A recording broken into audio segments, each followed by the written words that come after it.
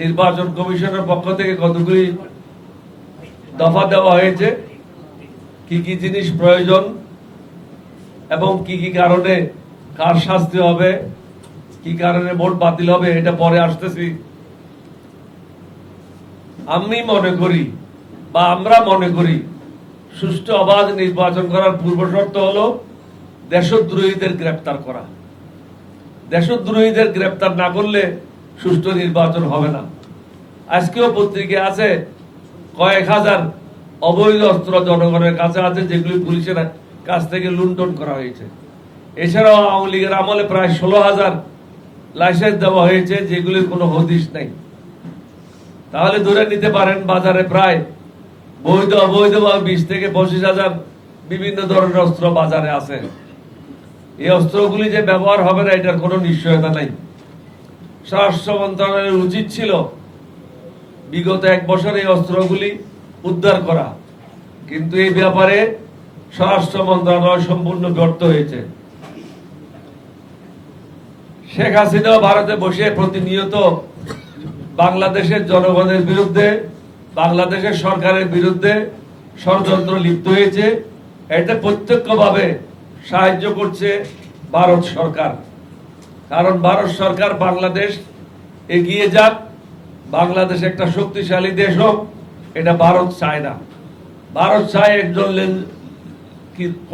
দর্জি ছিল, এটা লেন্দুর দর্জি, লেন্দুর দর্জির একটা সরকার চায়, যেভাবে হাসিনা ছিল তাদের দাস, দাসের সরকার বাংলাদেশে আর আমরা ইনশাল্লাহ কখনো হতে দেব না। যদি হয় তাদের বিরুদ্ধে আমরা রাস্তায় নামবো। 3 নম্বর হলো অবাধ, নিরপেক্ষ এবং সুষ্ঠু নির্বাচন। ঠিক আছে, বলেন, শুনবো। নাই তো, মাইক লাগবে না। অবাধ, সুষ্ঠু এবং নিরপেক্ষ নির্বাচন করার জন্য জাতীয় সংসদ সহ বিভিন্ন স্তরে যে নির্বাচন হবে, যে সমস্ত কর্মকর্তা কর্মচারীরা দায়িত্বরত হবে তাদেরকে শাস্তির আওতায় আনতে হবে। আজকে দেখেছি তাদেরকে শাস্তির আওতায় আনছে, কিন্তু এখানে প্রশ্ন হলো কি কি কারণে শাস্তি আসবে, সেটা একটা বিশ্লেষণ নির্বাচন কমিশনকে দিতে হবে। যেমন যদি কেউ ব্যালট পেপার কাটে ঢুকায়, তাহলে এটার দায়িত্ব প্রিসাইডিং পুলিশ অফিসারদেরকে নিতে হবে, পুলিশকে নিতে হবে। আর যদি কেউ ফলস ভোট দেয়, সেটাও এই আইনের আওতায় আসতে হবে। 3 নম্বর হলো বাইরে যদি কেউ গন্ডগোল করে নির্বাচন কেন্দ্রের বাইরে, পুলিশকে দায়িত্ব বহন করতে হবে। সুতরাং এগুলির একটা বিশ্লেষণ থাকা খুব জরুরি বলে আমাদের দলের পক্ষ থেকে আমরা মনে করি। অন্যথায় সরকারের মদতপুষ্ট, অর্থাৎ স্বৈরাচারী সরকারের মদতপুষ্ট গুন্ডা বাহিনীরা ভোট কেন্দ্রে সমস্যার সৃষ্টি করতে পারে। সুষ্ঠু নির্বাচনের জন্য আমরা যে কথাগুলি বলেছি আর কোনো বিকল্প নাই। এর মধ্যে আরেকটা কথা যোগ করতে চাই, আমরা বহুবার নির্বাচন কমিশনে গিয়েছি অতীতে, আমরা সেখানে বলেছি প্রত্যেককে identity card, national ID card নিয়ে ভোট কেন্দ্রে প্রবেশ করতে হবে এবং ন্যাশনাল আইডি কার্ডের যে নম্বরটা আছে ব্যালট পেপারের পিছনে লিপিবদ্ধ করতে হবে। তাহলে আর কারো পক্ষে কোনো সমস্যা থাকবে না এবং সন্দেহ থাকবে না। এই ব্যাপারে প্রধান নির্বাচন কমিশনারকে অনুরোধ করব, আপনি এই বিষয়গুলি বিবেচনা করেন, তাহলেই সুষ্ঠু নির্বাচন নিশ্চিত করা সম্ভব হবে। তারপরের পয়েন্ট হলো, কেন এগুলি করতেছো, কি করো অফিসে সারাদিন বসে বসে গল্প করো আর চা খাও? তুমি তো শুনতেছো, জনগণ তো শুনবে না। শেখ হাসিনার দোসররা এখনো চাকরিতে বহাল রয়েছে, এর জবাবদিহিতা কে করবে? ষড়যন্ত্রের হাত থেকে দেশবাসীকে কে রক্ষা করবে এবং কিভাবে এদেরকে মাঠে রেখে সুষ্ঠু নির্বাচন নিশ্চিত হবে? এই ব্যাপারে প্রধান উপদেষ্টা এবং স্বরাষ্ট্র মন্ত্রণালয়কে চিন্তা ভাবনা করতে হবে। সরকারি বেসরকারি স্বায়ত্তশাসিত সংস্থাগুলিতে কাজের চরম ধীরগতি। গত 1 বছরে কোন সংস্থা বা মন্ত্রণালয়ের কাজের তেমন কোনো অগ্রগতি নাই বললে চলে। উদাহরণস্বরূপ রাজুক, রাজউককে পয়সা না দিলে কোনো কাজ করে না, শুধু বলে ফাইল তালাশ করতেছি, ফাইল তালাশ করতেছি। ব্রিটিশ আমলে শুনতাম কেউ যদি কোনো দরখাস্ত নিয়ে যাইতো তখন বলতো এটা তো পাতলা একটা কাগজ, ফ্যানের বাতাসে উড়ে যেতে পারে, এটার উপরে একটু ওজন রাখেন। ওজন রাখা মানে কিছু ঘুষের টাকা দেন। রাজুকে কিন্তু এটা বিদ্যমান আছে। আজকে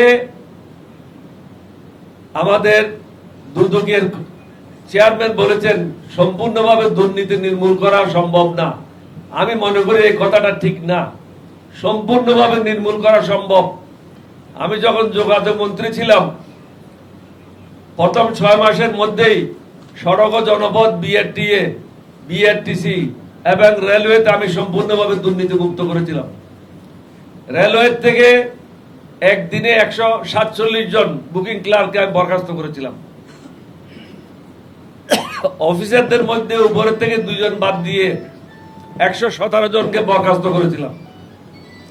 অনুরূপ ভাবে সড়ক ও জনপথের প্রধান ইঞ্জিনিয়ারকে, চিফ ইঞ্জিনিয়ারকে বাড়িতে পাঠিয়ে দিই। বিআরটি এর 22,000 কর্মচারীকে আমি ছাঁটাই করি। সরকার এবং দুদক যদি একসাথে কাজ করে এটা নির্মূল করা সম্ভব। এটা যদি আমরা মনে করি নির্মূল করা সম্ভব না এবং আমরা যদি এটা প্রকাশ্যে বলি, তাহলে দুর্নীতিবাজদেরকে উৎসাহ দেওয়া হবে। আমি মনে করি এই ধরনের বক্তব্য যেন দুদকের প্রধান কমিশনারের কাছ থেকে আর কখনো না আসে। তাকে বলতে হবে এটা সম্পূর্ণভাবে নির্মূল করার জন্য আমরা প্রয়োজনীয় ব্যবস্থা গ্রহণ করব। সমগ্র দেশে আইন শৃঙ্খলার চরম অবনতি, এটা আমার বিষয় না, এটা সমগ্র দেশের মানুষ কষ্ট পাচ্ছে। কিছু কিছু মন্ত্রণালয় দেউলিয়াপনায় ভুগছে, কারণ এখনো স্বৈরাচারী সরকারের মদতপুষ্ট অনেক কর্মকর্তা বিভিন্ন প্রতিষ্ঠানে গাপটি মেরে বসে আছে। পৃথিবীতে প্রথমবার শুনলাম নির্বাচনের পূর্বে লটারির মাধ্যমে পুলিশ সদস্যদেরকে বদলি করা হবে। আমি কখনো শুনি নাই সরকারি অফিসে লটারি করে কোনো কর্মকর্তা কর্মচারী বদলি করে। মনে হয় অনেকে আত্মবিশ্বাস হারিয়ে ফেলেছে। বদলির জন্য লটারি কোনো সমাধান হতে পারে না, বরং বদলি করা হবে নির্দিষ্ট এলাকার গুরুত্ব বিবেচনায় নিয়ে। লক্ষ্য হওয়া উচিত অস্ত্রধারী এবং গুন্ডারা যেন নির্বাচন প্রভাবিত করতে না পারে। তো আমি অনুরোধ করব লটারির বিষয়টা যেন মাথার থেকে বের করে নেয়, গুরুত্ব অনুধাবন করে। মাত্র 30% টাকায় জমির মালিক হয়ে নতুন বাংলাদেশের গড়ে তোলার স্বপ্ন দেখা বাংলা বসতি। এলাকার সম্বন্ধে রিপোর্ট নিয়ে ওইভাবে যেন অফিসারদেরকে বদলি করা হয়। এখানে একটা উদাহরণ দিতে চাই, গত 1 বছর আমার 3 জন ওসি বদলি হয়েছে চন্দনেশে। যদি এরকম 3 মাস পর পর ওসি বদলি হয় তাহলে কাজ করবে কখন? একটা ওসিকে একটা এলাকা সম্বন্ধে জানার জন্য 6 মাস সময় লাগে ন্যূনতম। 6 মাস সময় না পাইলে কোথায় সন্ত্রাস হবে, কোথায় ভোট কেন্দ্রে গোলমাল হবে, কারা কারা সন্ত্রাসী আছে, কাদের কাঁধে অস্ত্র আছে, এগুলি জোগাড় করতে তার 6 মাস সময় লেগে যায়। 6 মাসের মধ্যে যদি বদলি হয়ে নতুন লটারিওয়ালা আসে, লটারিওয়ালার পক্ষে সুষ্ঠু নির্বাচন করা সম্ভব না। ইউনূস সাহেবকে অনুরোধ করব এই ধরনের লটারি ব্যবস্থা এখানে বন্ধ করে গ্রামীণ ফোনে যেন লটারির ব্যবস্থা করে। গত 15 বছরে শেখ হাসিনার স্বৈরাচারী শাসন আমলে রাজনৈতিক নেতা কর্মীদের বিরুদ্ধে অনেকগুলি মিথ্যা মামলা রুজু করা হয়েছে। ওই সমস্ত মামলাগুলি এখনো পর্যন্ত পুরোপুরিভাবে প্রত্যাহার করা হয় নাই। আশা করি আইন বিষয়ক যিনি উপদেষ্টা আছেন আসিফ নজরুল সাহেব, উনি দ্রুত গতিতে ব্যবস্থা নিয়ে নিরপরাধ বিভিন্ন রাজনৈতিক দলের নেতা কর্মীদেরকে মুক্ত করার তিনি ব্যবস্থা গ্রহণ করবেন। স্বৈরাচারী সরকারের গুন্ডা বাহিনীর বিরুদ্ধে বিভিন্ন রাজনৈতিক দলের নিগৃহীত নেতারা কর্মীরা বিগত 1 বছরে যে সমস্ত মামলা রুজু করেছে, এখনো সুষ্ঠু তদন্তের মাধ্যমে আসামিদের বিরুদ্ধে চার্জশিট দাখিল করা হয় নাই। শুধু আমি অফিসে বসে থাকবো আর লম্বা লম্বা বক্তব্য রাখবো, থানায় কি হচ্ছে না হচ্ছে, এইভাবে দেশ চলতে পারে না। একজন মন্ত্রী বা একজনের সচিবের উচিত প্রত্যেকদিন প্রত্যেকটা থানার রিপোর্ট নেওয়া, কয়টা মামলা আছে, কয়টা মামলা তদন্ত শেষ হয়েছে, কয়টা মামলা চার্জশিট দেওয়া হয়েছে এবং বাকিগুলি কেন চার্জশিট দেওয়া হচ্ছে না, এটার কৈফিয়ত চাইতে হবে। সরকারের পক্ষ থেকে নীরব দর্শকের ভূমিকা পালন করছে, এইভাবে একটা সরকার চলতে পারে না। এটা হলো আবুল হোসেন সরকার। আবুল হোসেন সরকার আপনাদের অনেকের জন্ম হয় নাই, সকালে একজন প্রধানমন্ত্রী, বিকেলে একজন প্রধানমন্ত্রী, 1958 তখন এটা বলতো আবুল হোসেন সরকার। বর্তমান সরকারও আবুল হোসেন সরকারের মতো কাজ করছে, এটা যেন না করে জনগণের সরকারের মতো কাজ করে। বর্তমান অন্তর্বর্তীকালীন সরকারকে দ্রুততম সময়ের মধ্যে দুর্নীতিবাজ, দেশদ্রোহীদের খুঁজে বের করতে হবে। এখনো দুর্নীতিবাজেরা ঘুরে বেড়াচ্ছে, তাদের বিরুদ্ধে ব্যবস্থা নেওয়া হচ্ছে না। কারণ বিভিন্ন রাজনৈতিক দলের নেতারা তাদের কাছ থেকে বড় অঙ্কের চাঁদা নিয়ে তাদেরকে পাহারা দিচ্ছে এবং তাদেরকে নিরাপত্তা প্রদান করছে। এটা দেশের জন্য ক্ষতিকর, এটা দেশদ্রোহী কাজ। তাদেরকে কঠিন শাস্তির আওতা আনতে হবে। যে বা যারা স্বৈরাচারীদেরকে সাহায্য করবে তারা পরাজিত হবে এবং ভারতের দালাল হিসেবে তারাও চিহ্নিত হবে আগামীতে। দুর্নীতি এখনো বন্ধ হয় নাই। আমাদের প্রত্যাশা, আমি আগেই বলেছি, দুর্নীতি দমন কমিশনকে তাদের কর্মের পরিধি আরো বৃদ্ধি করতে হবে। শোনা যাচ্ছে, পত্র পত্রিকায় আমরা দেখেছি, দেশদ্রোহী আওয়ামী লীগের বিপুল সংখ্যক সদস্য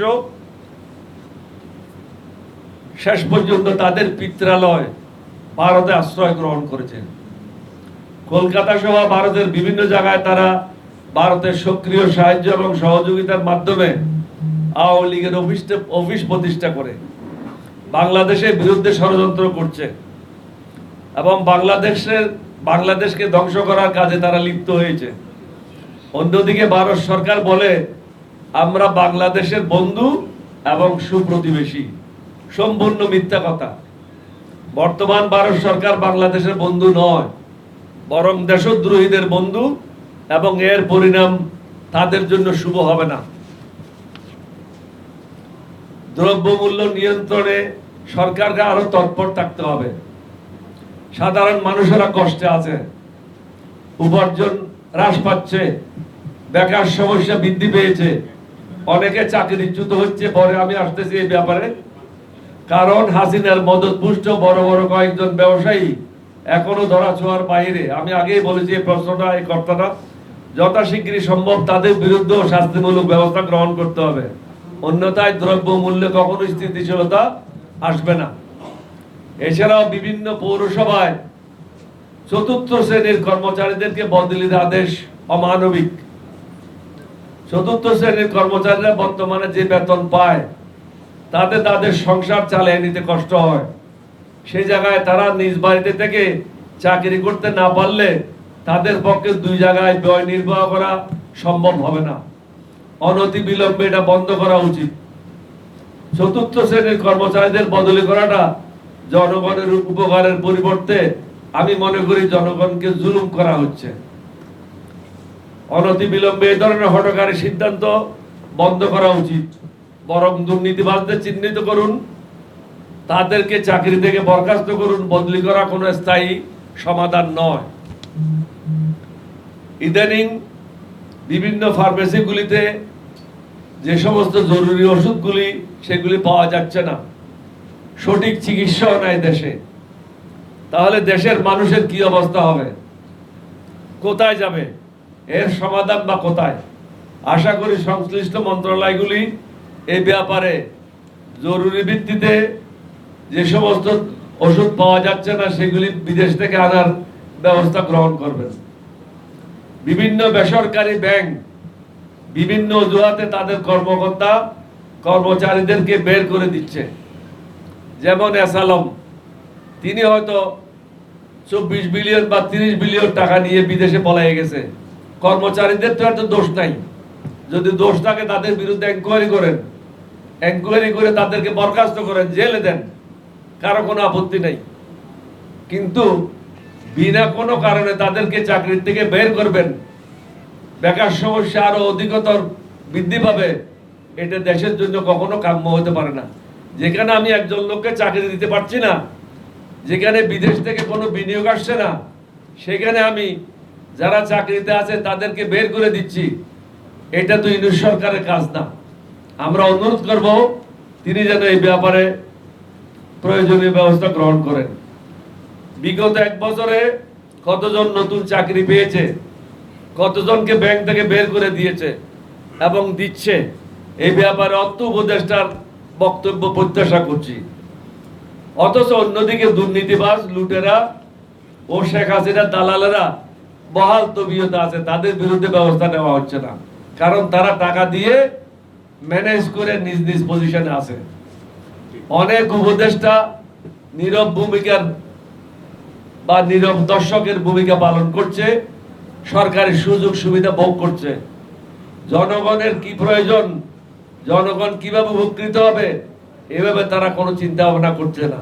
তারা মনে করছে আমরা যে কয়েকদিনের জন্য আসছি মজা করে নি, এটা মজা করার জায়গা না। আপনারা মনে করছেন হয়তো জনগণ কিছু করবে না, কিন্তু আল্লাহর শাস্তি থেকে আপনারা কখনো মুক্ত হবেন না। আমি এই মঞ্চে বহুবার বলেছি যে হাসিনা, আপনি ক্ষমতা হস্তান্তর করেন, না হলে কাপড় নিয়ে যাওয়ার সুযোগ পাবেন না। সেটাই হয়েছে। এখনো বলি ইউনিট সরকারের জন্য কি দুর্ভোগ অপেক্ষা করছে, সেটা আগামীতে আমরা অপেক্ষায় আছি। তিনি যদি মনে করেন তিনিও নিরাপদে চলে যেতে পারবেন, এটা আমি বিশ্বাস করি না।